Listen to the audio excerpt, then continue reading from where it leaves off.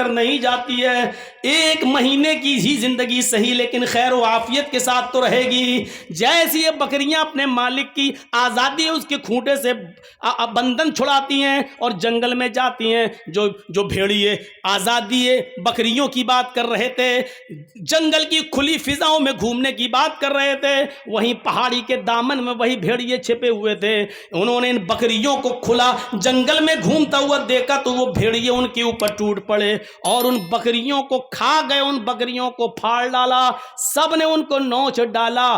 آج جو عورتوں کی آزادی ان کو گھروں سے نکال کر آزادی کی بات کر رہے ہیں، یہ وہی بھیڑیے ہیں جنگل کے، یہ وہی بھیڑیے ہیں جنگل کے۔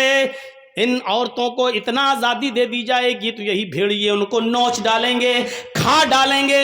دیکھ لیجئے کیسے کیسے واقعات سامنے آتے ہیں کہ فلاں منتری نے فلاں کی لڑکی کے ساتھ بلاತ್کار کیا ہے، اس کے باپ نے کورٹ میں مقدمہ دائر کیا، گواہی دینے جا رہا ہے تو باپ کو بھی راستے سے ہٹا دیا، جو اس لڑکی کے فیور میں گواہی دینے جانا چاہتے تھے اس کی ان گواہوں کو بھی مروا دیا۔ آج دیکھ لیجئے میرے پیارے ساتھیوں، یہ واقعات آپ کو بہت آسانی کے ساتھ سننے کو مل جائیں گے، پڑھنے کو۔ جو آزادی نسواں، عورتوں کی آزادی کا نعرہ لگاتے ہیں، وہی چھپے ہوئے بھیڑیے ہیں جو ان عورتوں کی آزادی کا ناجائز فائدہ اٹھاتے ہیں۔ ورنہ بتاؤ کون سا ڈپارٹمنٹ آج ایسا ہے جو بدنام نہ ہو، اور جہاں لڑکیوں کو ان کی مرضی کے مطابق اگر کوئی سروس یا کوئی نوکری ملتی ہے اور ان کا جسم صحیح سلامت رہتا ہو، کوئی ایک ڈپارٹمنٹ بتا دو جہاں ان کو ان کی مرضی کے مطابق ڈپارٹمنٹ ملنے کے لیے ان کے جسم کا سودا نہ کیا جاتا ہو۔ اور اس معاملے میں فلمی دنیا سب سے زیادہ بدنام ہے۔ میرے پیارے ساتھیوں، یہی وہ آزادی ہے جو تم مانگ رہی ہو، اور یہ وہی بھیڑیے ہیں جو تمہاری آزادی کی فکر کر رہے ہیں اور تمہیں حق دلانا چاہتے ہیں۔ میرے اس معاملے کو ہماری ماں اور بہنوں کو سوچنا پڑے گا اور سمجھنا پڑے گا۔ اسلام نے تمہیں جتنی آزادی دی ہے اتنی کافی ہے، اور جتنا تمہیں کسی بندھن میں رکھا ہے وہ تمہاری حفاظت کے لیے، تمہاری قیمتی چیز کی حفاظت کے لیے۔ ذرا تصور کرو، تمہاری وہ قیمتی چیز ہے، اس قیمتی چیز کی حفاظت کے لیے اللہ کے نبی نے یہ اصول بنا دیا کہ اگر کسی کی ماں، کسی کی بہن، کسی کی بیٹی گھر کے اندر موجود ہے اور اس کے دروازے بند ہیں، پھر بھی کوئی سوراخ سے جھانک کر تمہارے گھر میں تمہاری ماں، بہن، بیٹی کی عزت و آبرو کو دیکھنا چاہتا ہے، اور تمہاری نظر اس کے اوپر پڑ جاتی ہے کہ کوئی ہے جو ہمارے بند دروازے اور بند کھڑکیوں کے باوجود ہمارے گھر کی جاسوسی کر رہا ہے، ہماری ماں، بہن، بیٹی کو تک رہا ہے، تو اس آدمی کو حق دیا ہے کہ وہ دروازہ کھولے، چاقو یا چھری لے کر آئے اور گھر کی جاسوسی کرنے والے، تاک جھانک کرنے والے کا مرڈر کر دے، اس کو قتل کر دے، تو قتل کرنے والا گناہگار نہیں مانا جائے گا۔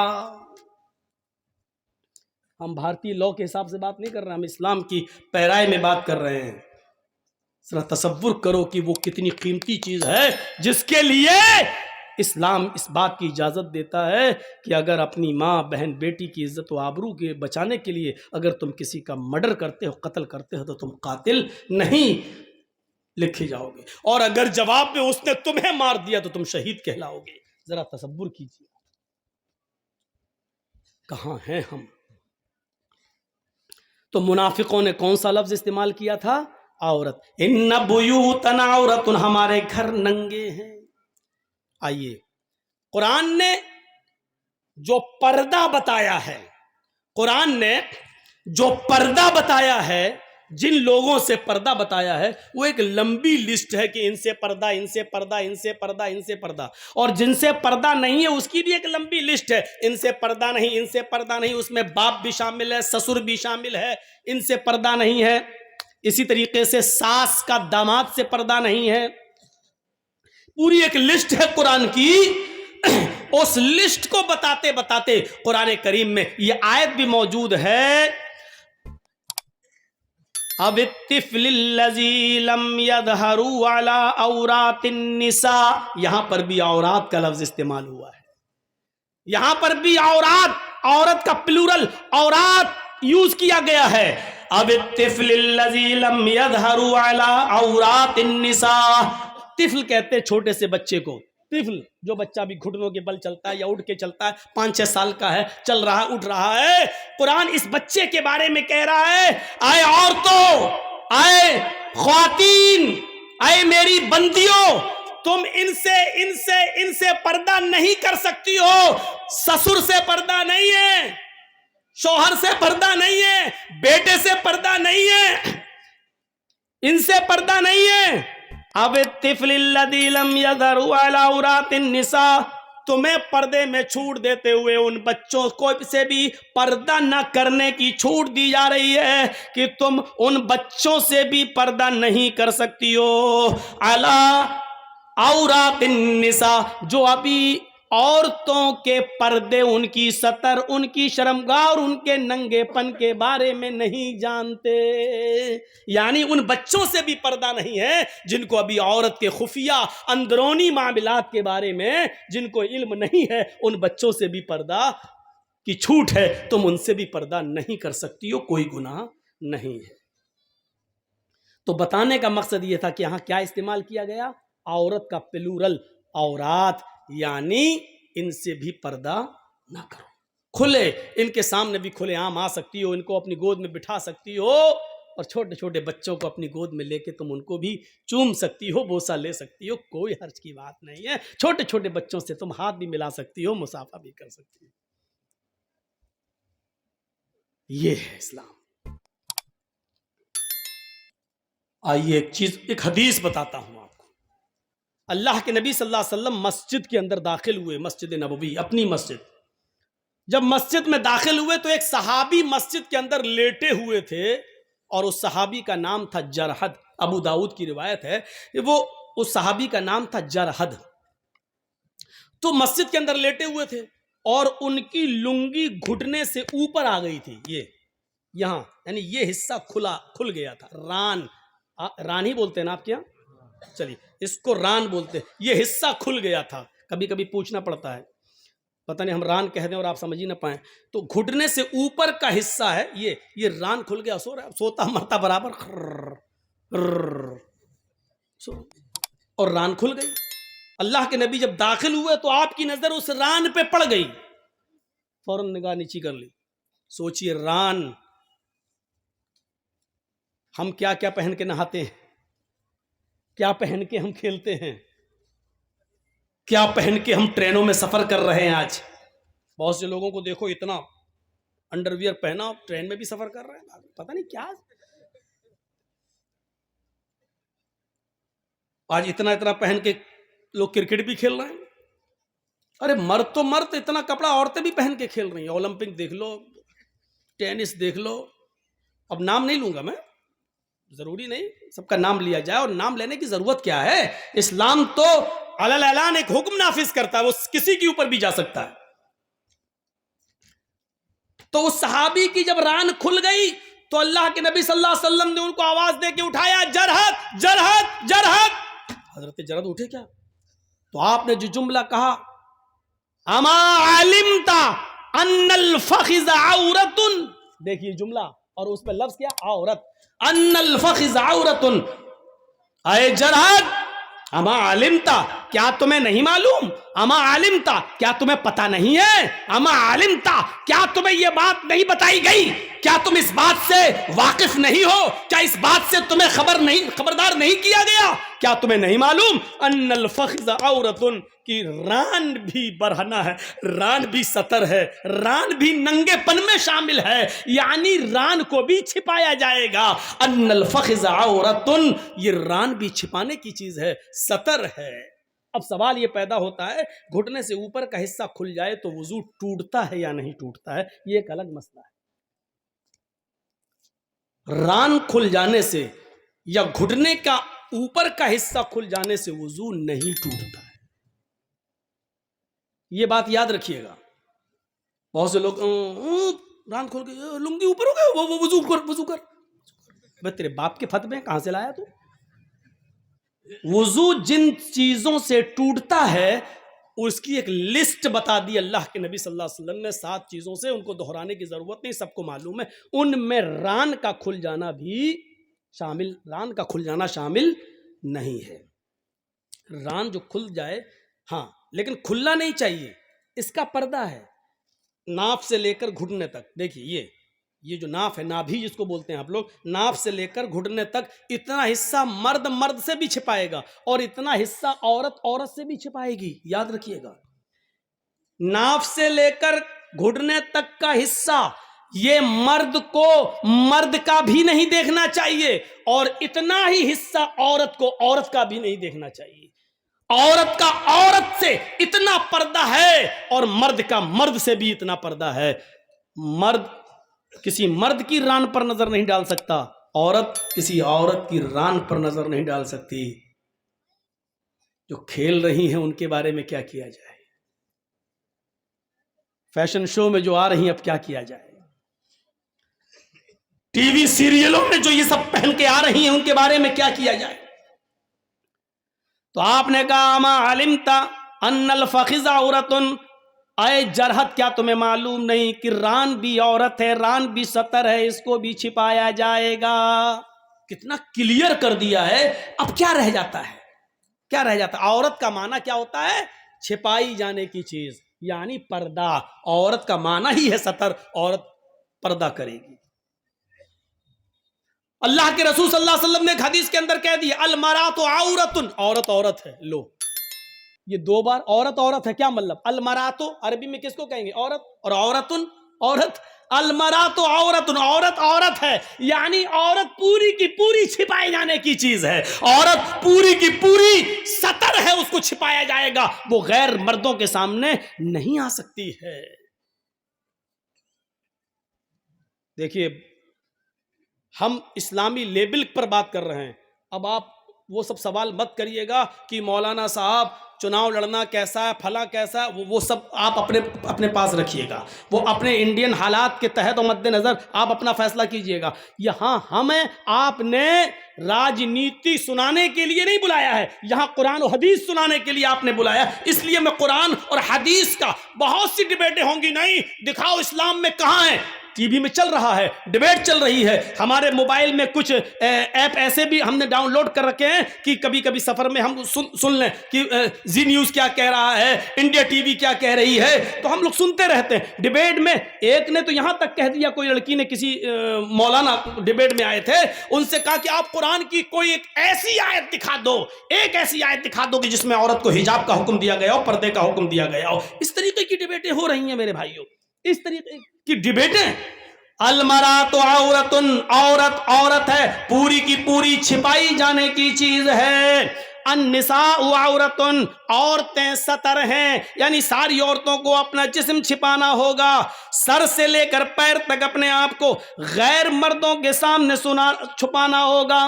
غیر مردوں کے سامنے وہ نہیں آ سکتی ہیں. قرآن کریم جناب محمد رسول اللہ صلی اللہ علیہ وسلم کی بیویوں کو بھی حکم دیتا ہے. سنیے، قرآن نبی کی بیویوں کو بھی حکم دیتا ہے، یا نساء النبی لستن کاحد من النساء ان اتقیتن فلا تخضعن بالقول فیطمع الذی فی قلبہ مرض ولا تبرجن تبرج الجاہلیت الاولی. قرآن نبی کی بیویوں سے کہتا ہے، اے نبی کی بیویوں، یا نساء النبی، اے نبی کی عورتوں، اے نبی کی بیویوں. اس میں خدیجہ بھی شامل ہے، اگرچہ وہ اس دنیا میں نہیں ہے، عائشہ بھی ہیں، سودا بھی ہیں، زینب بنت جہش بھی ہیں، ام سلمہ بھی ہیں، ام حبیبہ بھی ہیں. نبی اکرم کی ساری بیویاں شامل ہیں. اور قرآن نبی کی بیویوں سے، اللہ نبی کی بیویوں کو حکم دے رہا ہے، اے نبی کی بیویوں، اے نبی کی عورتوں، اے نبی کی وائفز، اے نبی کی بیویوں، تم عام عورتوں کی طرح نہیں ہو، تم اور دنیاوی عورتوں کی طرح نہیں ہو. یا نساء النبی لستن کاحد من النساء، تم دنیا کی اور عورتوں کی مثل نہیں ہو، ان کی طرح نہیں ہو. ان اتقیتن، اگر تم اللہ سے ڈرتی ہو تو، اگر تم اللہ والی ہو تو، اگر اللہ کا خوف تمہارے اندر ہے تو تم اور عورتوں عورتوں کی طرح نہیں ہو. فلا تخضعن بالقول، اے نبی کی بیویوں اگر تمہارے پاس کوئی آ جائے اور تم سے گفتگو کرنے لگے تو تم ماں ہو سب کی، اس لیے اے نبی کی بیویوں جب تم سے کوئی آدمی بات کرنا چاہے، گفتگو کرنا چاہے تو تم ان سے گفتگو کر سکتی ہو، بات چیت کر سکتی ہو، لیکن بات چیت کرتے ہوئے تمہارا لہجہ نرم نہیں ہونا چاہیے. فلا تخضعن بالقول، تمہاری بات چیت میں نرمی نہیں ہونی چاہیے، تمہاری بات میں مٹھاس نہیں ہونی چاہیے. جب تم کسی سے گفتگو کرو تو تمہاری آواز میں سریلا پن، میٹھا پن نہیں ہونا چاہیے، بلکہ معمولی سختی ہونی چاہیے، لہجے کے اندر تھوڑا کڑک پن ہونا چاہیے. اگر تم نرمی سے بات کرو گی، اگر تم سویٹ بن کر، سافٹ ہو کر تم کسی سے گفتگو کرو گی، فَيَطْمَعَ الَّذِي فِي قَلْبِهِ مَرَضٌ، تو جن مردوں کے دلوں میں بیماری ہے، عشق کا بھوت اور پیار کا بھوت بہت جلدی ان پر چڑھتا ہے. فَيَطْمَعَ الَّذِي فِي قَلْبِهِ مَرَضٌ، جن کے دلوں میں بیماری ہے وہ تمہارے سافٹ آواز سے، وہ تمہاری نرم و ملائم لہجے سے طرح طرح کے خیالات اپنے دل میں پال لے گا، طرح طرح کے وچار اپنے دماغ میں رکھ لے گا، اپنے مائنڈ میں لے آئے گا. اے نبی کی بیویوں جب تم کسی سے بات کرو تو تمہاری آواز میں نرمی نہیں ہونی چاہیے. فَيَطْمَعَ الَّذِي فِي قَلْبِهِ مَرَضٌ، ورنہ بیمار دل والے تمہاری سافٹ سے، تمہارے نرم لہجے سے وہ اپنے دماغ میں، اپنے مائنڈ میں غلط خیالات پیدا کر لیں گے. یعنی شاید یہ سوچ لیں، ہوتا نا کسی نے جی ہاں ہنس کے مسکرا کے تھوڑی سی بات کر لیں تو اب بار بار فون ہوتا ہے، رانگ نمبر لگ گیا. اب ہم کو پڑھا رہے ہو، یہ رانگ نمبر جو بار بار لگ رہا ہے کیوں لگ رہا ہے؟ کیوں؟ یہ اسی سافٹ پن کا نتیجہ ہے. اگر پہلی بار لڑکی فون اٹھا کے کہتے کون، کیا بات ہے، یہ رانگ نمبر لگا کیسے ہے، کیوں آیا، چلو ٹھیک ہے پہلی بار آ گیا آئندہ نہیں آنا چاہیے، بس ہو گیا ختم. گالی بھی نہ دو، ہٹ ہٹ چل، یہ بھی مت، یہ کچھ کہنے کی ضرورت نہیں ہے، بس آواز میں تھوڑی سی سختی ہو، نرم لہجہ نہ ہو، دوبارہ آپ کے پاس فون نہیں آئے گا. ارے بڑی ٹائٹ ہے.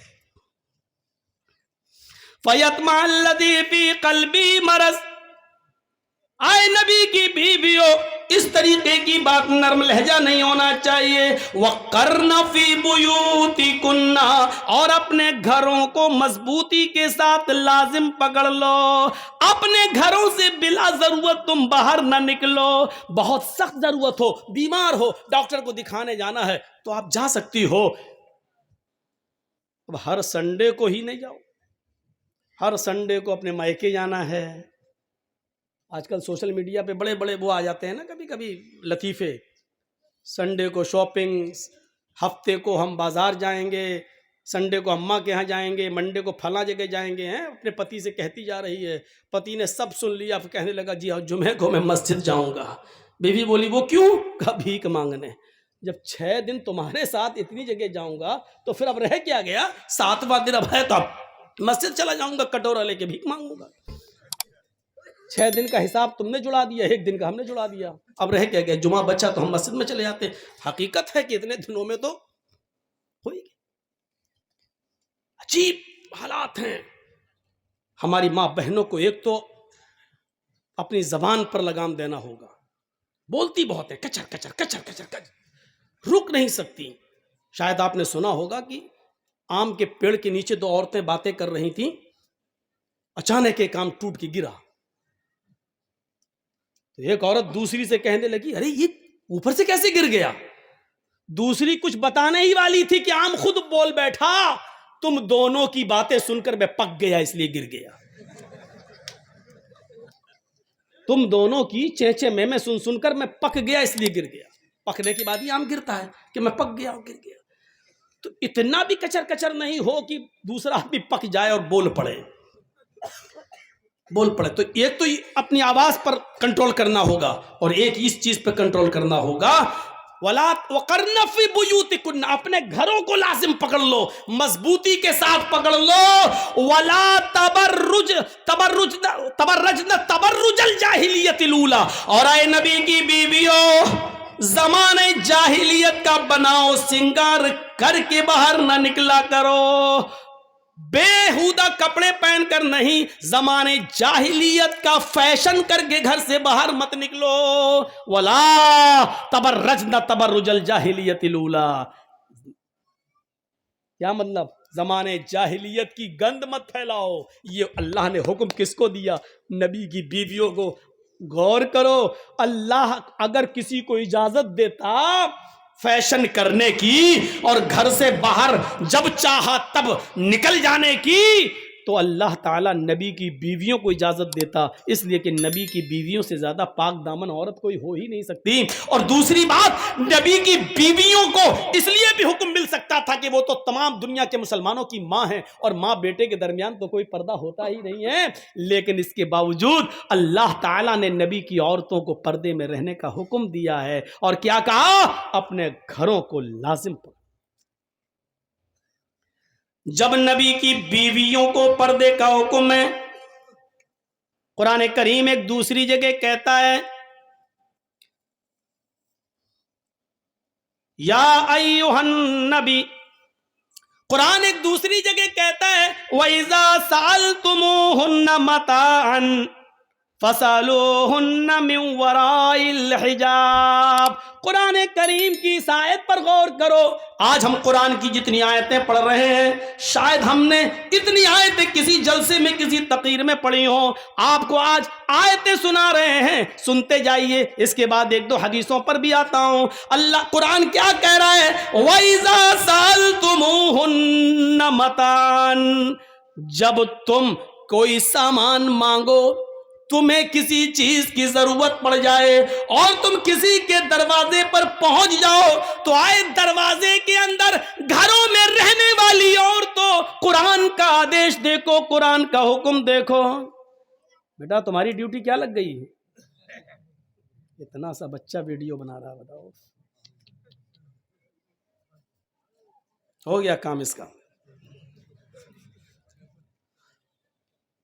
تو جو گھروں میں بیٹھی ہوئی ہیں عورتیں، ان کو حکم ہے اگر تمہارے پاس کوئی آئے اور تم سے سوال کرے کسی چیز کا، تم سے مانگے کوئی چیز، دروازہ کھول کے پھٹ لو. ہاں نہیں، مان لیجیے ہمیں آپ کے گھر ایک برتن کی ایک پلیٹ کی ضرورت پڑ گئی، ہم آپ کے ہاں گئے، کیا ایک برتن ایک پلیٹ دے دو ذرا، مہمان آئے ہوئے ہمارے گھر پہ. اچھا گھر کی بڑی بیٹی آئی ہے، چھوٹی بیٹی، دروازہ کھولا، لو لیجیے. آج کل یہ سسٹم ہے. قرآن کیا کہہ رہا ہے؟ وَإِذَا سَأَلْتُمُوهُنَّ مَتَاعًا، اگر تم کسی چیز کا سوال کرو، کوئی چیز تمہیں مانگنے کی ضرورت پڑ جائے کسی گھر، تو گھر میں رہنے والی عورتوں کو حکم دیا ہے اے عورتوں تم اپنے گھروں میں رہنا، اور جو مانگ رہے ان کو حکم دیا فَاسْأَلُوهُنَّ مِنْ وَرَاءِ الْحِجَابِ، تو ان گھروں میں رہنے والی عورتوں سے پردے کے پیچھے سے مانگنا. اندھی ڈیبیٹ میں بیٹھنے والی عورتیں کہتی ہیں لو صاحب حجاب کا حکم ہی نہیں ہے، حجاب کا لفظ موجود ہے قرآن میں، من وراء الحجاب، تو ان سے وہ سامان بھی پردے کے پیچھے سے مانگنا عورتوں کے لیے جائز نہیں ہے.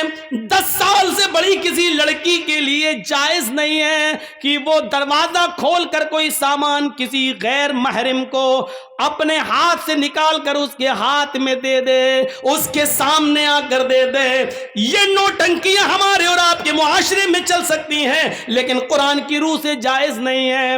مانگنے والوں کو حکم ہے کہ پردے کی اوٹ سے مانگو، اور جو دے رہی ہیں سامان ان کو بھی حکم ہے کہ پردے کی اوٹ سے سامان دے. جب ان کو کوئی پلیٹ، موبائل یا رومال یا کپڑا اگر ان کو دینا ہی پڑے تو اپنے ہاتھوں میں گلیوز چڑھا لیں، اپنے ہاتھوں میں گلیوز چڑھا لیں، یا کوئی کپڑا گلیوز نہ ہو تو باندھ لیں، اور وہ سامان اٹھا کر ہلکا سا دروازہ کھول کر کھول کر اور وہ پردے کے پیچھے سے وہ سامان دیں، اس طریقے سے وہ سامان دیں کہ ان کے ہاتھ کی ہتھیلی اور چہرہ، حالانکہ بہت سے لوگ ہتھیلی اور چہرے کا پردہ نہیں مانتے ہیں، ان کے پاس اپنے دلائل ہیں۔ ڈاکٹر ذاکر نائک جیسی شخصیت بھی چہرے اور ہاتھ کی ہتھیلی کا پردہ وہ نہیں مانتے ہیں، وہ کہتے ہیں کہ اس کا اگر عورت پردہ نہ کرے تو کوئی حرج نہیں ہے۔ اپنے اپنے دلائل و تحقیق ہو سکتی ہے میرے پیارے ساتھیوں، لیکن قرآن کی اس آیت سے استدلال کرتے ہوئے میں تو یہی کہتا ہوں کہ جب عورتوں کو پردے کی اور سے حکم ہے تو میرے بھائیوں، اگر اسلام کے اندر سے چہرے کو ہٹا لیا جائے، اگر پردے سے ہاتھ کی ہتھیلی کو ہٹا لیا جائے اور پردے میں چہرہ نہ مانا جائے تو پھر رہ گیا جاتا ہے رہا جسم۔ تو جسم کا پردہ تو دنیا کی ساری عورتیں ہی کرتی ہیں، ہر مذہب کی عورتیں ہی کرتی ہیں۔ چہرہ ہی تو اٹریکشن پیدا کرتا ہے، چہرہ ہی تو ایسا ہے کہ جو دلوں کے اندر کشش پیدا کرتا ہے، اٹریکٹ کرتا ہے، اسی لیے چہرے کو کا بھی پردہ ہونا چاہیے۔ آئیے قرآن کی اس آیت کو سننے کے بعد ہم اس نتیجے پر پہنچتے ہیں کہ قرآن کی اس آیت پر ہم غور کر کے دیکھ لیں کہ عورتوں کو حکم ہے کہ مردوں کو کہ پردے کے پیچھے سے ان سے سامان مانگو، گھر میں گھس کر کوئی سامان آپ نہیں مانگیں۔ اس میں حجاب کا لفظ موجود ہے۔ آئیے قرآن کی ایک تیسری آیت کی طرف ہم آپ کو لے کے چلتے ہیں۔ قُل لِّلْمُؤْمِنَاتِ يَغْضُضْنَ مِنْ أَبْصَارِهِنَّ وَيَحْفَظْنَ فُرُوجَهُنَّ وَلَا يُبْدِينَ زِينَتَهُنَّ إِلَّا مَا ظَهَرَ، یہی الا ما ظہرا ہے جس سے بعض لوگ چہرے اور ہاتھ کی ہتھیلیوں کا پردہ نہیں مانتے ہیں۔ ترجمہ دیکھو، قُل لِّلْمُؤْمِنَاتِ يَغْضُضْنَ مِنْ أَبْصَارِهِنَّ، اے مومنہ عورتوں، نبی اپنے مومنہ عورتوں سے کہہ دو، مسلمان عورتوں سے کہہ دو، کیا کہہ دو؟ یغضضن من ابصارہن، اگر ضرورت کے تحت ان کو گھر سے باہر نکلنے کی ضرورت پڑی جائے، دیکھو دیکھو ان کو بند کراؤ، بچے ہیں یار، اس وقت کیا کر رہے ہیں یہ؟ بھول جاتا ہوں میں۔ قُل لِّلْمُؤْمِنَاتِ يَغْضُضْنَ مِنْ أَبْصَارِهِنَّ، اگر تمہیں ضرورت کے تحت کہیں نکلنے کی ضرورت پڑ ہی جائے تو نکل تو سکتی ہو، لیکن نکلتے وقت بھی ایک پابندی کر دی، ایک باؤنڈری بنا دی۔ کیا کرو؟ یغضضن من ابصارہن، اپنی نگاہیں نیچی رکھو گی۔ یغضضن من ابصارہن، اپنی نگاہوں کو تم نیچا رکھو گی۔ ویحفظن فروجہن، اپنی شرمگاہ کی حفاظت کرو گی۔ من مانے کپڑے پہن کر جاؤ یہ نہیں چلے گا، ڈھیلے ڈھالے کپڑے پہننا پڑیں گے، اتنے لوز کپڑے کی جس سے تمہارے جسم کا نشیب و فراز بناؤ سنگار دکھائی نہ دے، تمہارے جسم کا ایک ایک حصے کا پارٹ دکھائی نہ دے، اتنا لوز کپڑا تمہیں پہننا ہوگا کہ کوئی آدمی آئیڈیا نہ لگا سکے اس کا ہاتھ کتنا ہوگا، اس کا پیر کتنا ہوگا، اس کی کمر کتنی ہوگی، یہ آئیڈیا نہ لگا سکے۔ وَيَحْفَظْنَ فُرُوجَهُنَّ، تمہیں اپنی سطر اپنی شرمگاہ کی حفاظت کرنا ہوگی۔ وَلَا يُبْدِينَ زِينَتَهُنَّ، جتنا بھی زیب و زینت، جتنا بھی بناؤ سنگار، جتنی بھی لپسٹک، جتنی بھی کریم، جتنی بھی پاؤڈر، جتنا بھی زیور اور جتنا بھی خوبصورت اور اٹریکٹ کرنے والے کپڑے تمہیں پہننا ہو، اپنے گھر میں پہن سکتی ہو، اپنے شوہر کے سامنے پہن سکتی ہو، جتنی کریم لپسٹک لگا سکتی ہو لگا لو، جتنا میک اپ کرنا چاہو کر سکتی ہو، لیکن جب ضرورت کے تحت گھر سے باہر نکلو تو وَلَا يُبْدِينَ زِينَتَهُنَّ، تو تمہارے بناؤ سنگار، تمہاری زیب و زینت غیر مردوں کے سامنے ظاہر نہیں ہونی چاہیے، غیر مردوں کے سامنے نہیں آنی چاہیے۔ عورت کا لپسٹک لگا کر گھر سے باہر نکلنا حرام، عورت کا خوشبو لگا کر گھر سے باہر نکلنا حرام، عورت کا عطر لگا کر پرفیوم لگا کر گھر سے باہر نکلنا حرام، یہاں تک کہ عورت خوشبودار کوئی چیز، کوئی تیل ہی کیوں نہ ہو، ڈابر آنولا یا چمیلی، اگر یہ تیل بھی لگا کر گھر سے باہر نکلتی ہے تو اس کے لیے یہ بھی حرام۔ میں حرام بول رہا ہوں، ناجائز نہیں، حرام، تاکہ ہمیں سمجھ میں آ سکے کہ ہماری کلچر کیا ہونا چاہیے اور اسلام میں کتنا زبردست عورت کو رکاوٹ ہے کہ تم یہ چیزیں گھر سے باہر لگا کر نہیں. ہاں اپنے گھر میں رہو تو پوری بوتل الٹ لو عطر کی، کوئی منع نہیں کر رہا.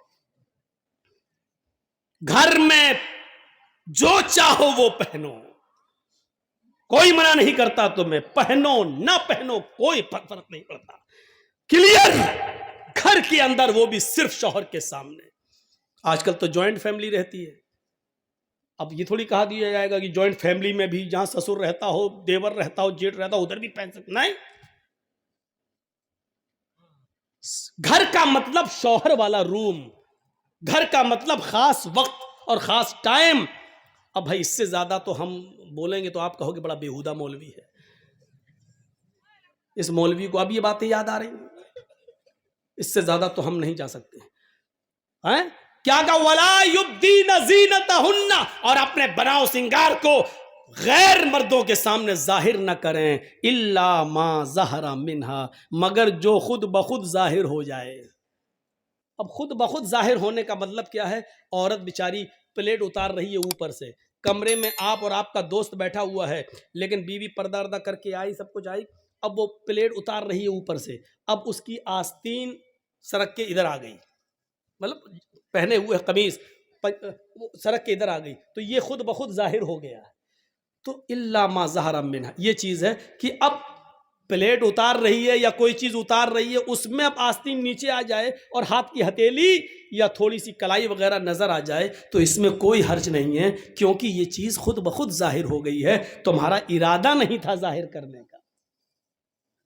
اسی طریقے سے شوہر نے کچھ کہا اور آپ آ رہی ہیں اور اچانک چہرہ سامنے آ گیا اور دوست نے دیکھ لیا، چونکہ وہاں تمہارا شوہر موجود ہے اس لیے چہرہ اگر اچانک خود بخود ظاہر ہو گیا تو اس میں تمہارے اوپر کوئی گناہ نہیں ہے، کوئی بات نہیں، یہ چیز خود بخود ظاہر ہو گئی، آپ کا ارادہ نہیں تھا ظاہر کرنے کا. یہ چیز آج تم پتہ نہیں کیا سوچ رہی ہوں گی عورتیں کہ یہ مولوی تو آج ہم پہ برس پڑا، کتنی پابندی لگوائی جا رہی.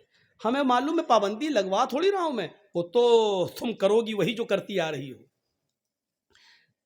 لیکن ہم بتانا تھوڑی چھوڑ دیں گے. وَيَا إِلَّا مَا ظَهَرَ مِنْهَا، اس کے بعد دیکھیے کیا کہا گیا.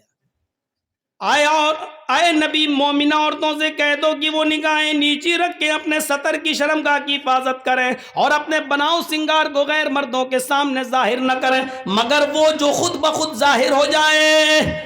وَلْيَضْرِبْنَ بِخُمُرِهِنَّ عَلَى جُيُوبِهِنَّ، آج یہ بہت بڑی برائی ہماری نوجوان لڑکیوں میں آ گئی ہے.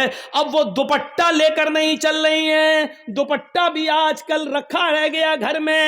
آج کل صرف شلوار قمیض پہنی اور نکل گئی، اب دوپٹہ ان کے گلوں سے ہٹ گیا، ان کے سروں سے ہٹ گیا. قرآن کہہ رہا ہے جب وہ نکلے ضرورت کے تحت بھی کہیں جائیں تو وَلْيَضْرِبْنَ بِخُمُرِهِنَّ عَلَى جُيُوبِهِنَّ، تو وہ اپنے سینوں پر اپنی اوڑھنیوں کو ڈال لیں، اپنے دوپٹوں کو کسی موٹی چادر کو وہ اپنے سینوں پر ڈال لیں. وَلْيَضْرِبْنَ بِخُمُرِهِنَّ، خمار دوپٹے کو اوڑھنی کو کہتے ہیں اور اسی کا پلورل خمر استعمال ہوا ہے. وہ اس سے اپنا سینہ ڈھانک لیں، وہ کوئی موٹی چادر اپنے جسم پر اوڑھ لیں، اپنے سینوں پر. جیوب، جیب کہاں ہوتی ہے؟ اب ہوتی تو اندر بھی ہے، پینٹ کے اندر بھی کوئی رکھ لیتا ہے، لیکن اصل میں جیب یہی ہوتی ہے. جیسے ہم لوگ یہ موبائل رکھے ہوئے ہیں تو اصل جیب یہی ہے جو سینے پر. تو جیب کا مطلب سینہ. قرآن نے عورتوں کے سینے کے لیے ایک لفظ استعمال نہیں کیا بلکہ جیب کی جمع جیوب استعمال کی ہے، پاکٹ کی جمع پاکٹس استعمال کر دی ہے کہ. اور ظاہر بات ہے کہ دوپٹہ جیب میں تھوڑی رکھا جائے گا. قرآن یہ تھوڑی کہہ رہا کہ دوپٹہ اٹھاؤ جیب میں رکھ لو، نہیں. عَلَى جُيُوبِهِنَّ، چونکہ جیب سینے پر ہوتی ہے اس لیے اس کا ترجمہ یہ کیا جائے گا کہ عورتوں کو حکم دیا جا رہا ہے کہ وہ اپنی اوڑھنیوں کو، اپنی چادروں کو، اپنے موٹے دوپٹوں کو اپنے سینوں پر ڈال لیں. آج یہ برائی ہماری ماں بہنوں میں عام ہو چکی ہے اور خاص طور پر نوجوان لڑکی دوپٹے کو اوڑھنا اپنے لیے آج لعنت سمجھتی ہے کہ تو غلط ہے، کیا دوپٹہ اوڑھیں. آج وہ بغیر دوپٹوں کے بازار میں جا رہی ہیں، گھوم رہی ہیں، اسکولوں میں جا رہی ہیں. یہ چیز ٹھیک نہیں. یہ آیتیں قرآن کی آپ کے سامنے چیخ چیخ کر کہہ رہی ہیں کہ ہمارا معاشرہ کیسا ہونا چاہیے. اللہ کے نبی صلی اللہ علیہ وسلم نے فرمایا ان اول ما یرفع عن هذه الامتی الحیاء والامانۃ، قیامت کی جو نشانیاں، سنیے، قیامت کی جو نشانیاں پھیلیں گی، قیامت کی جو علامتیں ظاہر ہوں گی، ان میں سب سے پہلی جو نشانی ظاہر ہوگی وہ یہ ہوگی ان اول ما یرفع عن هذه الامہ، اس امت سے، ہمارے مسلمانوں سے، امت محمدیہ سے قیامت کی نشانیوں میں سب سے پہلے جو ظاہر ہوگی، ہماری امت سے سب سے پہلے جو چیز اٹھائی جائے گی، ان اول ما یرفع عن هذه الامہ الحیاء والامانۃ، وہ حیا ہوگی اور امانت ہوگی۔ شرم و حیا سب سے پہلے اٹھا لی جائے گی، عورتیں شرم کرنا چھوڑ دیں گی، حیا کرنا چھوڑ دیں گی، ان کے اندر سے شرم و حیا ختم ہو جائے گی۔ آج کل بھابی دیور سے کہے کون سی شادی پسند کرو گے، لو میرج کہ ارینج میرج، اب شرم کیا رہ گئی ہے۔ جس دیور کو بھابی کے لیے موت کہا گیا ہو اور وہی بھابی دیور کے ساتھ موٹر سائیکل پہ بیٹھ کے کلیاں چک جاتی ہو تو آپ کیا کہو گے؟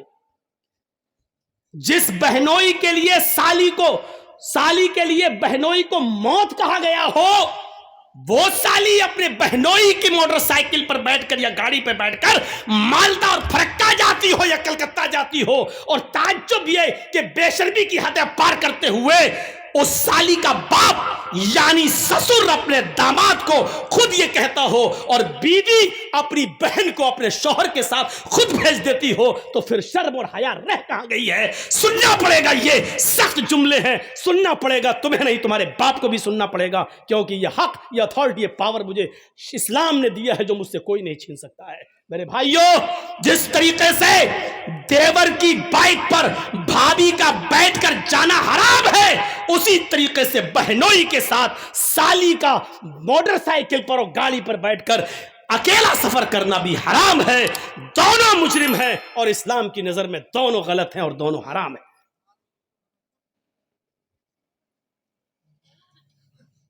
اب سب کی نظریں جا رہی ہوں گی، ہاں کون لے کے جاتا ہے اپنی سالی کو؟ سب کے دماغ گھوم رہے ہوں گے، کون ہے جو اپنی بھابھی کو لے کے جاتا ہے؟ بہت سے ہیں، اسکول میں پڑھاتی ہیں، ٹیچر ہیں، آدمی تو بیچارہ صبح دکان پہ چلا گیا، چھوٹا بھائی بھابھی کو پہنچانے جا رہا ہے اسکول، لینے بھی جا رہا ہے اسکول۔ اگر دیور اور بھابھی کا رشتہ اتنا پاکیزہ ہوتا تو اللہ کے رسول کبھی دیور کے لیے موت کا لفظ استعمال نہ کرتے۔ سوچئے، اس موت کے لفظ کو کائنات کی سب سے بڑی ہستی جناب محمد رسول اللہ صلی اللہ علیہ وسلم استعمال کر رہے ہیں۔ سننا پڑے گا۔ بیوی کے ساتھ آپ کھانا کھا رہے ہیں، اچانک سالی آ جاتی ہے، آپ کی بیوی کہہ بھی رہی ہے آؤ چلو بیٹھو کھانا کھا لو، بیوی کی موجودگی میں بھی، بیوی کی اجازت کے باوجود بھی سالی کے لیے بہنوئی کے ساتھ اور بہنوئی کے لیے سالی کے ساتھ کھانا جائز نہیں ہوگا، ایک ہی پلیٹ میں، ایک ہی تھالی میں، جبکہ سالی کا چہرہ کھلا ہوا ہو اور وہ بے پردہ ہو۔ غور کیجئے میرے بھائیوں، جب بیوی کی موجودگی میں بھی سالی کے ساتھ بے پردگی کے ساتھ اکیلے میں نہیں بیٹھ سکتے ہو تو سالی کو مالدہ، کلکتہ اور کلیا چک اور مرشد آباد و پھرکا کیسے لے جا سکتے ہو؟ بیوی کی موجودگی میں اپنے گھر میں بھی سالی کے ساتھ ناشتہ نہیں کر سکتے ہو تو ہوٹلوں میں اس کے ساتھ بیٹھ کر کھانا کیسے کھا سکتے ہو؟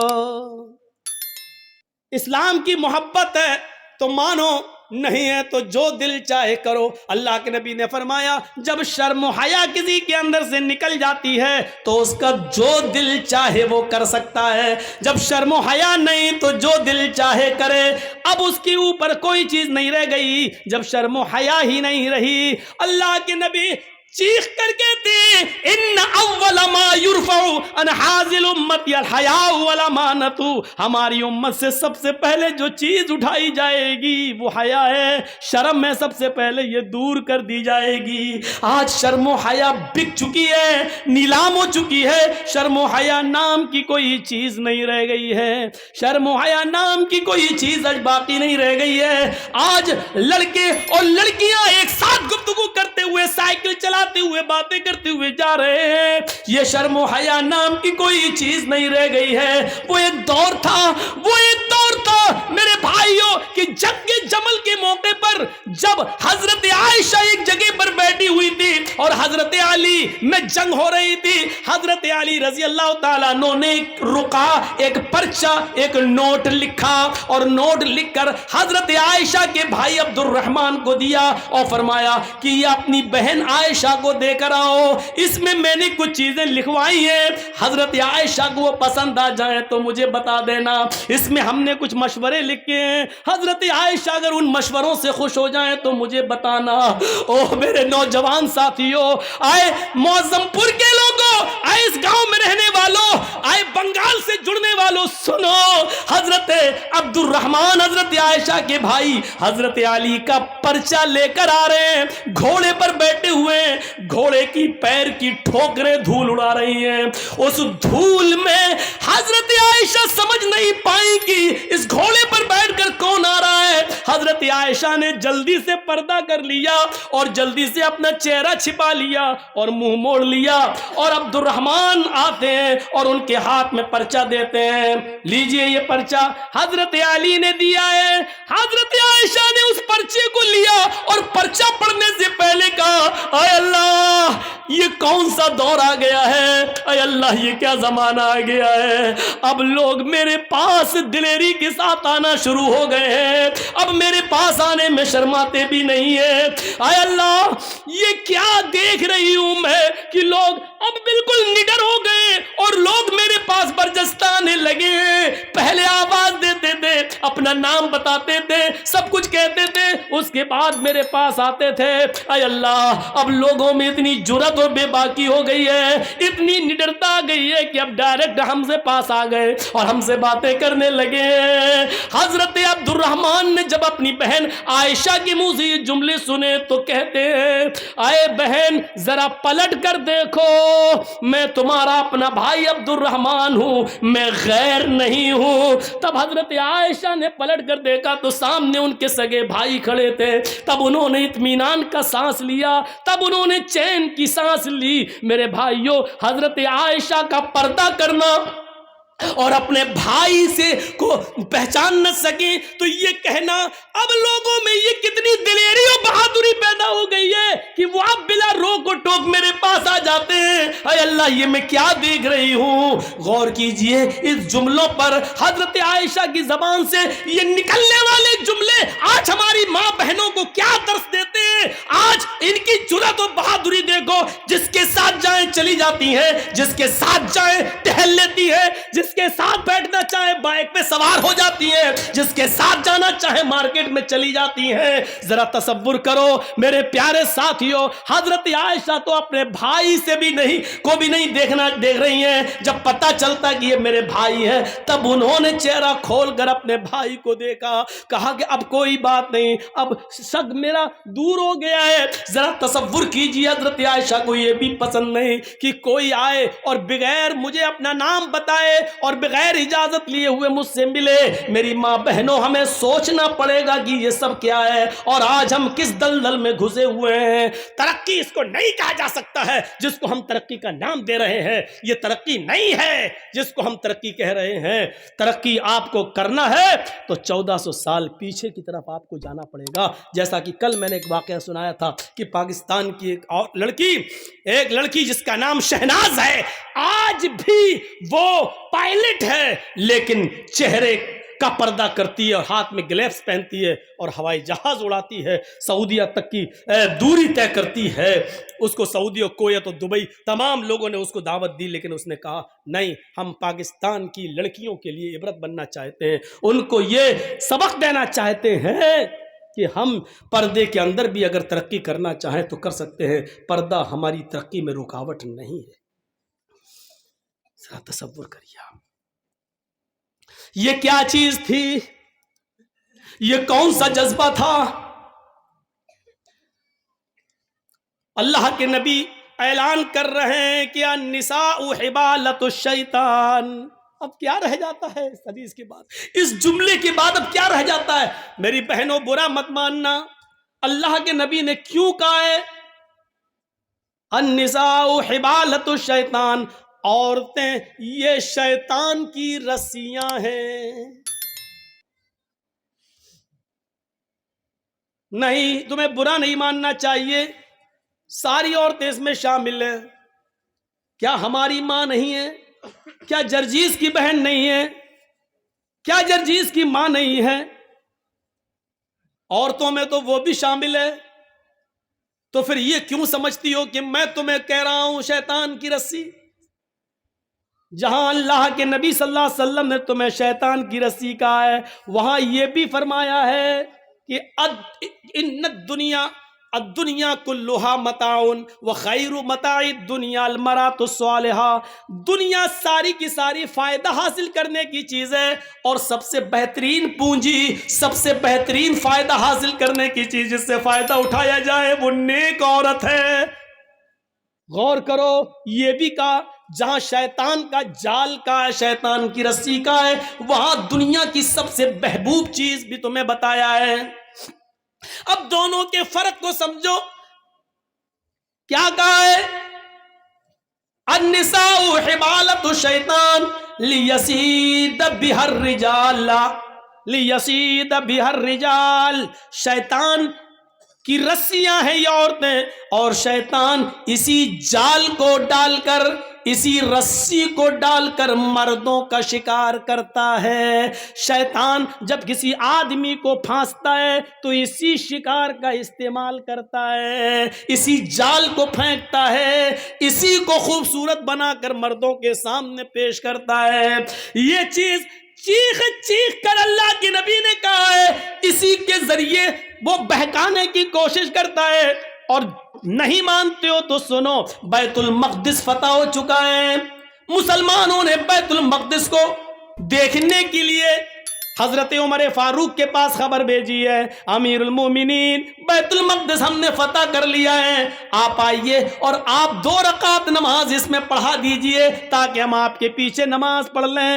بیت المقدس آئیے، حضرت عمر مدینے سے بیت المقدس کی طرف سفر کر رہے ہیں، بیت المقدس کی طرف چل رہے ہیں، بیت المقدس کی طرف جا رہے ہیں، بیت المقدس کی طرف جا رہے ہیں۔ راستے میں یہودیوں کی بستی پڑتی ہے، عیسائیوں کی بستی پڑتی ہے، راستے میں یہودی بھی ہیں عیسائی بھی ہیں، ان کی بستی پڑی ہوئی ہے۔ ان یہودیوں نے اور عیسائیوں نے اپنی اپنی لڑکیوں کو نیم برہنہ، آدھی ننگی لڑکیوں کو اپنے گھروں کی چھتوں پر کھڑا کر دیا ہے، اور یہ کہہ رکھا ہے کہ دیکھو اگر عمر کا کوئی بھی ساتھی تم میں سے کسی کو آواز دے یا اشارے سے بلائے تو تم میں سے کوئی بھی منع نہ کرے، جس کو بلائے وہ اس کے ساتھ چلی جائے۔ اگر عمر کے کسی ایک آدمی نے تمہارے ساتھ منہ کالا کر لیا، عمر کے کسی ایک ساتھی نے اگر تمہارے ساتھ زنا کر لیا، عمر کے کسی ایک ساتھی نے بھی اگر تمہارے ساتھ جسمانی تعلق قائم کر لیا تو ہم کامیاب ہو جائیں گے۔ اپنے مقصد میں یہودیوں نے اور عیسائیوں نے اپنی لڑکیوں کو نیم برہنہ اپنے گھروں کی چھتوں پر کھڑا کر دیا۔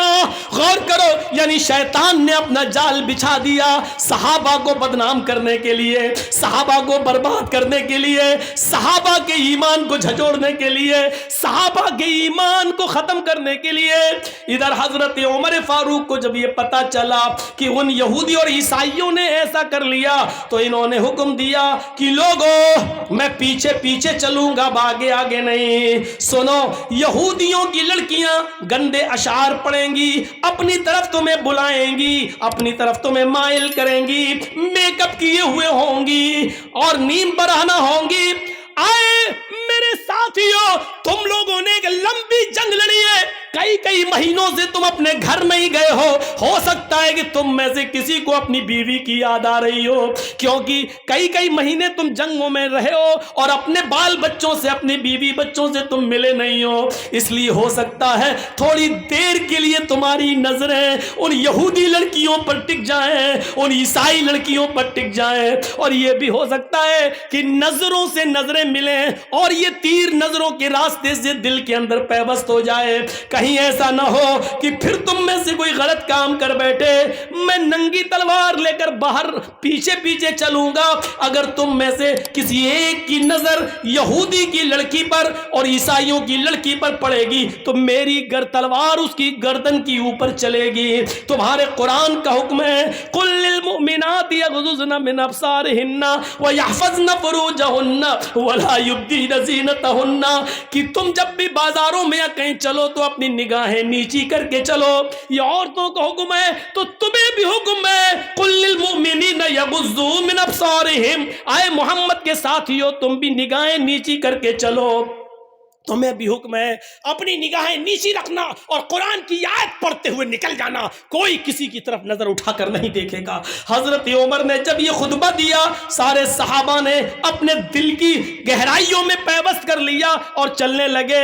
جب چلتے چلتے یہودیوں کی بستی آئی، یہودیوں کی لڑکیاں اور عیسائیوں کی لڑکیاں اس منظر کو دیکھ رہی ہیں، اور جب یہ اس گاؤں سے گزرنے لگے، ان کی چھتوں کے پاس سے گزرنے لگے تو ان کے میک اپ لائٹ مارنے لگے، ان کی خوبصورتی چمکنے لگی، ان کے حسن و جمال انگڑائیاں لینے لگے میرے بھائیوں، اور ساتھ میں سریلی اور میٹھی آواز میں بجنے والے گانوں نے میرے بھائیوں کانوں کے اندر ایک عجیب کھنکھناہٹ پیدا کر دی۔ لیکن جب وہ گانا گا رہی تھی تو محمد کے ساتھی، عمر فاروق کے یہ ساتھی چیخ چیخ کر قرآن کی آیت پڑھنے لگے قل للمؤمنین یغضوا من ابصارهم ويحفظوا فروجهم قل للمؤمنین یغضوا من ابصارهم ويحفظوا فروجهم۔ تھوڑی دیر لگی ہے کہ آپ کا یہ قافلہ اور صحابہ کا یہ قافلہ تھوڑی دور نکل جاتا ہے، قرآن کی ان آیتوں کے آگے ان گانوں کی آوازیں مدھم پڑ جاتی ہیں، سلو ہو جاتی ہے، صحابہ کرام یہ قرآن کی آیتیں پڑھتے ہوئے آگے نکل جاتے ہیں۔ ان لڑکیوں کی طرف کبھی جھانک کر بھی نہیں دیکھا ہے۔ ان لڑکیوں نے سوچا ہمارے ماں باپ تو ہماری عزت کا سودا کرنے کے لیے تیار ہو گئے، لیکن عمر کے ساتھیوں نے ہماری طرف نظر اٹھا کر بھی نہیں دیکھا، ہماری عزت و آبرو کو محفوظ رکھا، کسی نے ہماری عزت و آبرو سے کھلواڑ نہیں کیا، لہٰذا یہی وہ لوگ ہیں جو آگے بھی ہماری شرمگاہ کی، ہماری عزتوں کی حفاظت کریں گے، ہماری باڈی اور ہماری جسموں کی حفاظت کریں گے، جنہوں نے ہمیں گھاس نہیں ڈالی۔ اگر ہم ان کی بیوی بن جائیں، ہم ان کی رفیق حیات بن جائیں، ہم ان کی شریک حیات بن جائیں تو یہ ہمارا کتنا احترام کریں گے۔ وہ اپنی چادریں اوڑھ کر اپنا جسم چھپا کر گھروں کی چھتوں سے نیچے اترتی ہیں اور بھاگتی اور دوڑتی ہوئی جاتی ہے اور کہتی ہیں اے عمر کے ساتھیو، اے عمر کے ساتھیو، اے امیر المومنین کے ساتھیو، اکیلے کہاں چلے جا رہے ہو؟ ہماری عزت و آبرو کی حفاظت کر کے ہماری طرف نظریں اٹھا کر بھی نہ دیکھے اور چلے جا رہے ہو۔ ہمارے ماں باپ نے تو ہماری عزتوں کا سودا کر دیا تھا، لیکن تم نے ہماری عزت و آبرو کی طرف نظر اٹھا کر بھی نہیں دیکھا۔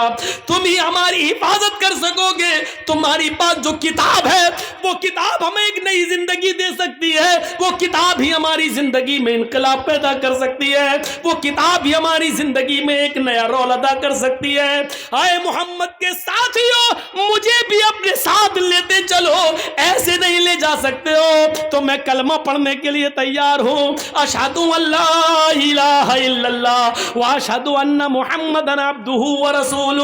انہوں نے کلمہ پڑھا، پھر حضرت عمر فاروق نے ان کو درس دیا، آئے میری بہنوں، تم نے کلمہ پڑھ کر اسلام قبول کر لیا ہے، اب تم اپنی بستی میں رکی رہو، ہم بیت المقدس سے جب لوٹ کر واپس آئیں گے اور بیت المقدس سے جب ہم واپس مدینے کی طرف جائیں گے تو ہم تمہاری شادیاں کروائیں گے، ہم تمہیں کسی کی بیوی بنوائیں گے اور پھر تمہیں بھی اپنے ساتھ لے کر چلیں گے.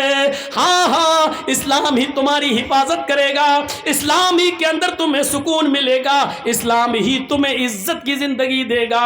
میرے پیارے ساتھیوں غور کیجیے آپ, یہ قرآن کی آیت کی وجہ سے, اور یہودیوں نے دیکھو کہ یہ جال بچھا دیا تھا مسلمان صحابہ کو برباد کرنے کے لیے, لیکن قرآن کی آیتیں پڑھ کے یہ نکل گئے. اسی کو اللہ کے نبی نے کہا عورتیں شیطان کا جال ہیں, وہ اسی جال کو پھینک کر مردوں کا شکار کرتا ہے. بہت کم لوگ ہیں جو اس جال سے بچ پاتے ہیں.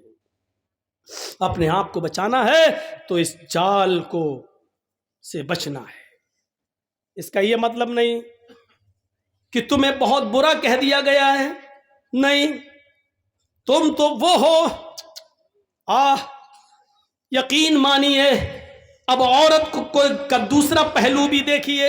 ایک طرف شیطان کا جال ہے, لیکن جب عورت اسلام کے دائرے میں آتی ہے اور ایمان اس کے اندر پیدا ہوتا ہے تو یہ عورت پھر وہ چیز ہے جو فرعون جیسے ظالم بادشاہ کے سامنے نڈر ہو جاتی ہے اور سامنے کھڑی ہو جاتی ہے. جب فرعون کی بچی کو کنگھی کرتے ہوئے آسیہ کے ہاتھ سے کنگھی گر جاتی ہے اور وہ زمین سے کنگھی اٹھاتے ہوئے اس کے منہ سے نکلتا ہے بسم اللہ بسم اللہ, تو فرعون کی بچی کہتی ہے تم نے یہ کس کا نام لیا؟ کہا میں نے اللہ کا نام لیا, اپنے رب کا نام لیا. فرعون کی بچی کہتی ہے یعنی میرے باپ کا. آسیہ کہتی ہے نہیں, اس اللہ کا جو میرا بھی اللہ اور تیرے باپ کا بھی اللہ ہے. پھر اس نے اپنے باپ سے اپنی آسیہ کی شکایت کی. فرعون نے طلب کر دیا. جب طلب کر لیا تو فرعون کے سامنے کھڑی ہو کر للکارتی اور کہتی ہے کہ ہاں میرا اللہ تیرا اللہ وہی ہے جس نے ہمیں بھی پیدا کیا اور تجھے بھی پیدا کیا ہے. یہ عورت پھر لرزتی نہیں, کانپتی نہیں, ستایا گیا, مارا گیا, لیکن پھر نہیں تبدیل ہوتی ہے. پھر آگ جلائی جاتی ہے, اس کے سامنے ایک آدمی کو لا کر پکڑ کر ڈالا جاتا ہے, وہ فوراً چرمرا جاتا ہے. اے آسیہ بدلتی ہے کہ نہیں بدلتی ہے؟ بول, چینج ہوتی ہے یا نہیں ہوتی ہے؟ جواب دیتی ہے کہ نہیں. چھوٹا سا بچہ اس سے چھین لیا جاتا ہے, تھوڑی دیر کے لیے سسک جاتی ہے کہ اب میری بچی آگ کے حوالے کر دی جائے گی. تھوڑی دیر کے لیے کانپ جاتی ہے, لیکن اللہ نے اس بچی کو قوت گویائی دی. ماں ڈرو نہیں, ہمیں جلایا جائے گا لیکن یہ تکلیف تھوڑی دیر کے لیے ہے, جنت کی نعمتیں ہمارا انتظار کر رہی ہے. ماں کود جانا, چھلانگ لگا دینا. جب چھوٹی سی بچی یہ بولی تو ماں میں اور ہمت پیدا ہو گئی. ماں کو بھی جلا دیا گیا, بچی کو بھی جلا دیا گیا. اگر شیطان کا جال کہا ہے تو وہ اپنے مکر و فریب کی وجہ سے, لیکن عورت وہ ہے جب اس کے اندر ایمان جاگتا ہے تو فرعون کے سامنے بھی وہ للکارتی ہے, اس کے سامنے نبرد آزما رہتی ہے اور فرعون کو اللہ ماننے سے انکار کر دیتی ہے. عورت میں جب ایمان پیدا ہوتا ہے تو وہ اسما بنتی ہے, اور وہ اسما بنتی ہے ابو بکر کی سالی عائشہ کی بہن, ابو بکر کی بیٹی عائشہ کی بہن اور محمد رسول اللہ کی سالی. غور کرو, جب اس کے بیٹے عبداللہ کو حجاج ابن یوسف نے تیر مار کے زخمی کر دیا اور اس کی گردن کاٹ دی اور کعبے کی دیوار پہ لٹکا دیا, بلایا اسما کو, بلاؤ. 100 سال کی ہو چکی تھی اس وقت اسما, کمر جھک چکی تھی, لاٹھی لے کر چلتی تھی. اے حجاج تو نے کیوں بلایا؟ اے حجاج تو نے مجھے کیوں بلایا؟ کہ تیرا بیٹا قتل کر دیا گیا. مسکرا کے کہتی ہے اللہ کے شیر کبھی قتل نہیں ہوتے ہیں, یقین نہیں آتا ہے. کہا نہیں. کہا اپنے بیٹے کی کٹی ہوئی گردن دیکھے گی؟ کہتی ہے دکھا کہاں ہے؟ کعبے کی دیوار کی طرف اشارہ کیا کہ دیکھ. وہ بڑھیا کی کمر جھکی ہوئی تھی, صحیح سے گردن نہیں اٹھا پا رہی تھی, لاٹھی اس نے چھوڑ دی اور سیدھے کھڑی ہوئی، اللہ نے اس کی کمر کو سیدھے کر دیا، کھڑی ہو جاتی ہے۔ 100 سال کی بوڑھی ہے، ایک بھی دانت نہیں گرائے، آنکھوں کی روشنی کم نہیں ہوئی ہے، اپنے بیٹے کی کٹی ہوئی گردن کعبے کی دیوار پہ دیکھتی ہے، پہلے ہنستی ہے پھر روتی ہے۔ حجاج نے پوچھا آئے اسما، میں نے تجھے روکا تھا کہ اپنے بیٹے کو میرے خلاف بغاوت پر مت اتار، لیکن تو نہیں مانی، تو نے اپنے بیٹے کو زرہ پہننے تک سے منع کر دیا کہ بیٹے لوہے کی زرہ پہننے کی کیا ضرورت ہے، تیر سینے پہ لگتا ہے تو لگنے دے، تو نے میرے خلاف اس کو اکسایا، دیکھ اپنے بیٹے کی گردن لٹکی ہوئی اور آج کیوں رو رہی ہے۔ یہ ہنسنے اور رونے کا سبب مجھے پتہ نہیں چلا، کیوں پہلے ہنستی ہے اور بعد میں روتی ہے۔ کہتی ہے حجاج یہ تو نہیں سمجھے گا۔ حجاج نے کہا وہی تو سمجھنا چاہتا ہوں، آئے اسما جا رہی ہے تو جا، اپنے بیٹے کے یہ بیٹے کی گردن، اس کی باڈی تیرے گھر پہنچا دی جائے گی، جنازہ ونازہ پڑھ کر اس کو دفنا دیا جائے، لیکن ہنسنے اور رونے کی وجہ بتا۔ تو یہی اسما ہے جو ہنسنے کی وجہ بتاتی ہے کہ اے حجاج اپنے بیٹے کی خوش قسمتی پہ ہنس رہی ہوں، اور روئی اس لیے کہ وہ میری بدقسمتی ہے، اپنی بدقسمتی پہ رو رہی ہوں۔ حجاج نے کہا تیرے بیٹے کی خوش قسمتی کیا ہے، اس کی گردن تو کٹ گئی اور تو خوش قسمتی کہہ رہی ہے، اور تیری بدقسمتی کیا ہے جو تو رو رہی ہے۔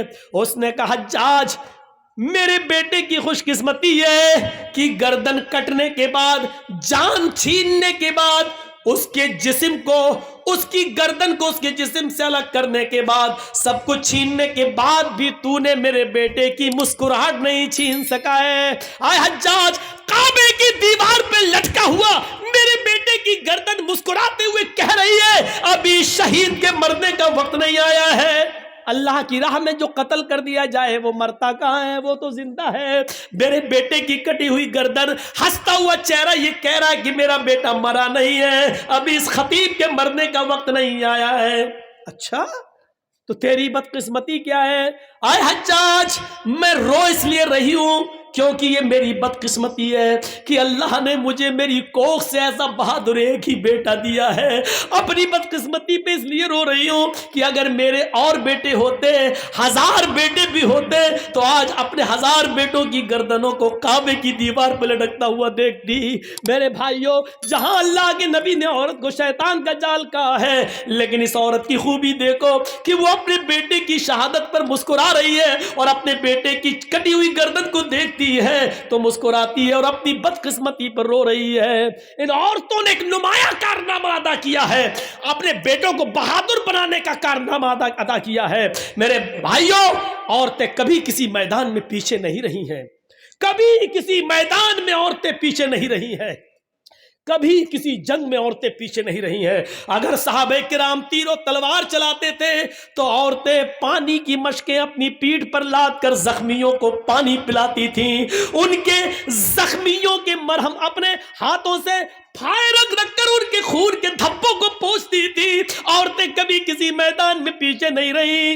ہاں بعض عورتیں تو ایسی بھی تھیں جو اللہ کے نبی کے پاس آ کر کہتی تھی اے اللہ کے نبی قیامت کے دن یہ مرد جنت میں پہلے جائیں گے، ہم بعد میں، اس لیے کہ آپ نے جہاد کا حکم دیا ہے، یہ مرد بڑھ چڑھ کر حصہ لیتے ہیں، یہ جہاد میں جاتے ہیں پھر اللہ کی راہ میں قتل کر دیے جاتے ہیں، یہ شہید ہوتے ہیں اور شہید کا درجہ بہت اونچا ہے۔ اے اللہ کے رسول ہمیں بھی اجازت دیجئے کہ ہم میدان جنگ میں جائیں، ہم بھی لڑیں اور قتل ہو جائیں اور اللہ مجھے جنت میں جانے کا حکم نافذ فرمائے۔ عورتوں کا جذبہ دیکھو، عورتیں آتی ہیں اور اجازت مانگ رہی ہیں، لیکن اللہ کے نبی صلی اللہ علیہ وسلم فرماتے ہیں عورتوں تمہیں جنگ میں جہاد کی اجازت نہیں دی جائے گی، تم اپنے گھروں میں رہ کر اپنے شوہروں کی خدمت کرو، اپنے بچوں کو پال پوس کر بڑا کرو، تمہیں وہی ثواب دیا جائے گا جو ان مردوں کو، ان صحابہ کو جہاد کا دیا جا رہا ہے۔ اندازہ لگائیے عورتیں کبھی کسی میدان میں پیچھے نہیں رہی ہیں۔ کہاں ہیں عورتیں پیچھے؟ کبھی نظر ڈال کے دیکھو اسلامی تاریخ پر، عورتیں کبھی پیچھے نہیں رہی ہیں۔ کسی بھی میدان میں پیچھے نہیں رہی ہیں. اس عورت کو دیکھو, اس عورت کو دیکھو جو اپنے چھوٹے چھوٹے بچوں سے کہتی ہے, ایک بچے کی عمر 7 سال اور ایک بچے کی عمر 9 سال, کہتی ہے میرے بیٹو یہ جو سامنے کھڑا ہے یہ ابو جہل ہے, یہ تمہارے نبی جناب محمد رسول اللہ کو گالیاں دیتا ہے. غور کرو کہ وہ دونوں بچے ایک اونچے ٹیلے پہ چڑھ جاتے ہیں اور ایک بچہ تلوار لے کر پیچھے کھڑا ہو جاتا ہے. ایک کا نام ہے معاذ اور ایک کا نام ہے معوذ. ایک کی عمر ہے 7 سال اور ایک کی عمر ہے 9 سال. ایک بچہ پہاڑی پہ چڑھا ہے, ایک بچہ تلوار پیچھے چھپائے ہوئے کھڑا ہے زمین پر. جیسے ابو جہل گھوڑا دوڑاتے ہوئے آتا ہے, اوپر والے بچے نے دیکھا کہ بالکل قریب آ گیا ہے, باز کی طرح جھپٹا اوپر سے چھلانگ لگاتا ہے اور ابو جہل کے گھوڑے پر گر کر ابو جہل کو نیچے گرا دیتا ہے. جیسے ابو جہل کو نیچے گراتا ہے 9 سال کا بچہ اس کی گردن پر تلوار مارتا ہے اور ابو جہل کی گردن کو کاٹ دیتا ہے. میرے بھائیو پوری گردن الگ نہیں کرتا ہے اور پیٹ پر وار کرتا ہے, گردن پہ تلوار چلاتا ہے. ابو جہل بالکل مرنے کے قریب ہے. معاذ کہتا ہے کہ ابو جہل کو میں نے قتل کیا, معوذ کہتا ہے کہ اس کو میں نے مارا. وہاں چند صحابہ کھڑے تھے, کہہ رہے ہیں کہ کیوں لڑتے ہو, تم نے کود کر اس کو گرایا, اس نے تلوار چلائی, اگر تم نے نہ گرایا ہوتا تو یہ کیسے مارتا, لہٰذا تم دونوں نے اس کے مارنے میں مدد کی ہے, لہٰذا تم دونوں نے مارا ہے. کیوں لڑتے ہو بھائی بھائی آپس میں کیوں لڑتے ہو؟ افرا تیری قسمت کا کیا کہنا, افرا تیری قسمت کا کیا کہنا, افرا تیری قسمت کا کیا کہنا. تو نے بچے بھی پیدا کیے تو اتنے بہادر کہ جب تک قیامت نہ آ جائے بچوں کی بہادری کو لوگ سلام کرتے رہیں گے. غور کیجئے, یہ ان بہادر بچوں کو جنم دینے والی ایک عورت تھی.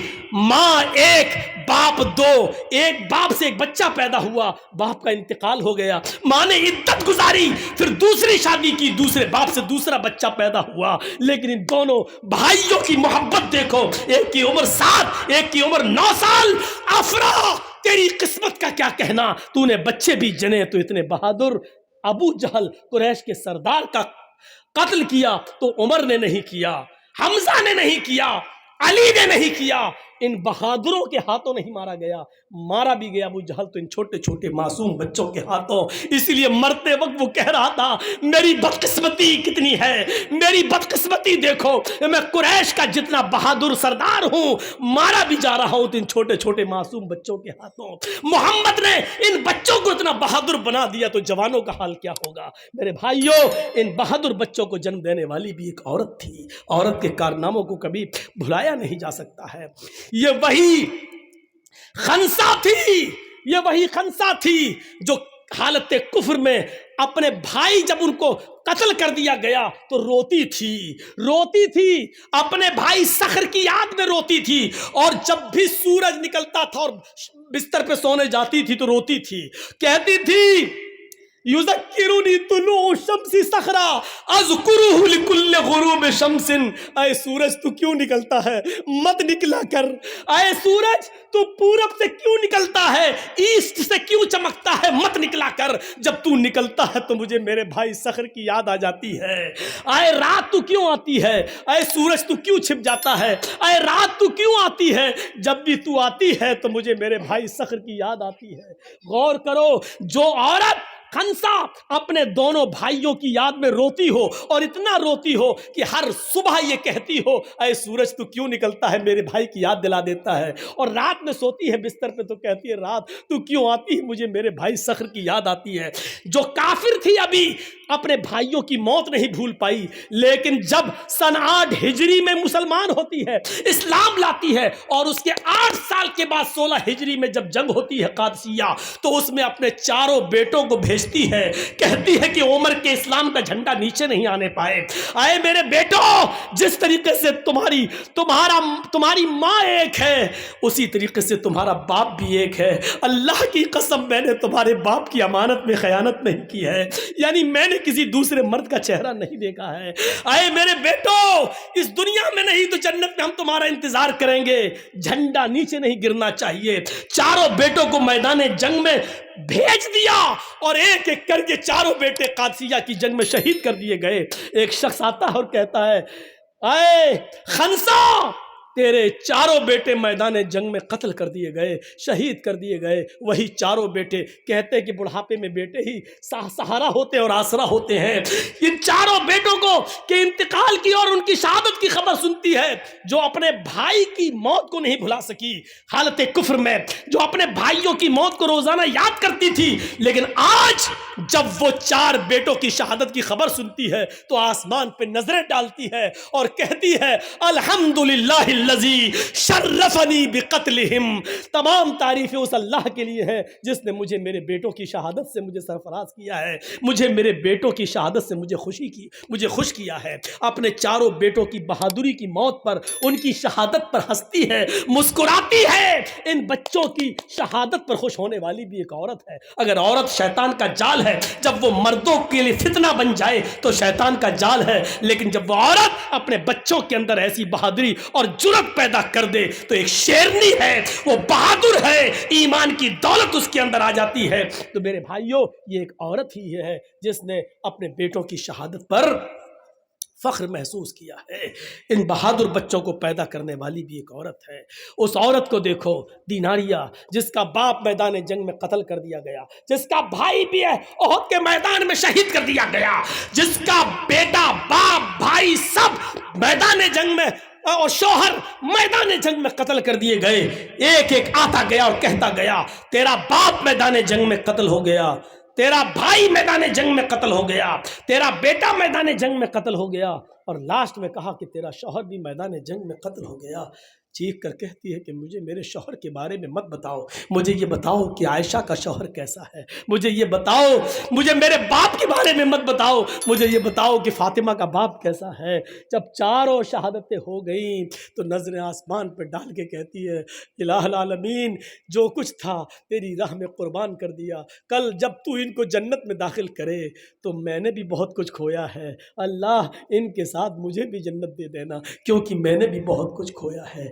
اپنے شوہر, اپنے باپ, اپنے بھائی اور بیٹے, ان کی شہادت پر گھبراتی نہیں ہے, اور یہ کہہ رہی ہے کہ محمد صلی اللہ علیہ وسلم کیسے ہیں. جواب دیا, الحمدللہ, ان کو کچھ نہیں ہوا. کہ نہیں, مجھے چل کے دکھا. جب میرے باپ کو کچھ نہیں, میرا باپ شہید, میرا بیٹا شہید, میرا بھائی شہید, میرا شوہر شہید, اور تو کہہ رہا نبی کو کچھ نہیں ہوا, مجھے شکل دکھا. اس نوجوان نے کہا, ماں آ میرے گھوڑے پر بیٹھ. اس نے گھوڑے پہ بٹھایا, خیمے پہ لے گیا اور اس نے پردہ ہٹایا.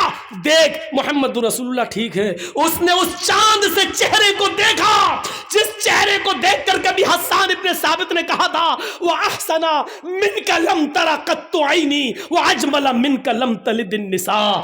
ایسا خوبصورت بیٹا, ایسا حسین بیٹا, وَأَحْسَنَ مِنْكَ لَمْ تَرَ قَطُّ عَيْنِي, میری آنکھوں نے آپ سے زیادہ حسین کسی کو دیکھا ہی نہیں. اور ایسا خوبصورت بیٹا میں آج تک دنیا کی کسی عورت نے پیدا ہی نہیں کیا جیسے محمد ہیں. اس چہرے کو دیکھ کر کبھی حسان نے کہا تھا, اس چہرے پہ نظر پڑتی ہے, باپ کا غم بھول گئی, بیٹے کا غم بھول گئی, بھائی کا غم بھول گئی, پتی کا غم بھول گئی, اور چیخ کر کہتی ہے, کل مصیبت بعدک جلل, کل مصیبت بعدک جلل, کل مصیبت بعدک جلل. آج میری ساری مصیبتیں دور ہو گئی محمد, تیرا چہرہ دیکھ کر. میں باپ کا غم بھول گئی, میں شوہر کا غم بھول گئی, میں بھائی کا غم بھول گئی, میں سب کا غم بھول گئی. یہ عورت بھی تھی, یہ عورت, میری ماں بہنوں, ان عورتوں پر دنیا فخر کر رہی ہے. تمہارے ننگے پن و بےہودہ پن پہ کون فخر کرے گا؟ یہ مذاق اڑتا رہے گا, احتجاج ہوتے رہیں گے اور جلوس ہوتے رہیں گے, یہ سب اپنا کام ہوتا رہے گا.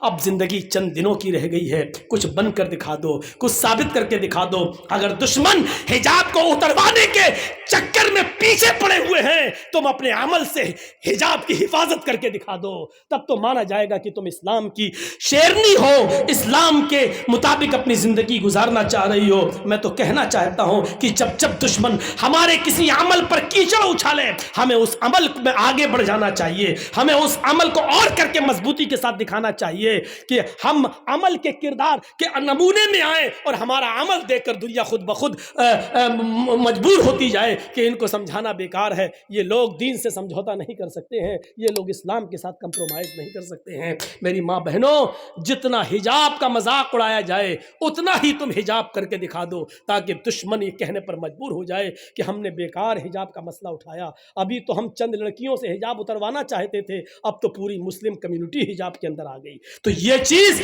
آئے گی تو تمہاری حفاظت بھی ہوگی اور دشمن بھی سمجھنے پر مجبور ہو جائے گا کہ اب ان سے جھگڑنا اچھا نہیں ہے، اب ان کے منہ لگنا اچھا نہیں ہے۔ میرے بھائیوں، ہم اللہ سے دعا کرتے ہیں، چونکہ اب کل بھی پروگرام ہے اور پھر 2 دن لکھی پور میں ہے، پھر 2 دن شری رام پور میں ہے، تو اس لیے ہمیں تو لگاتار پروگرام ہونے شروع ہے اور لگاتار ہے۔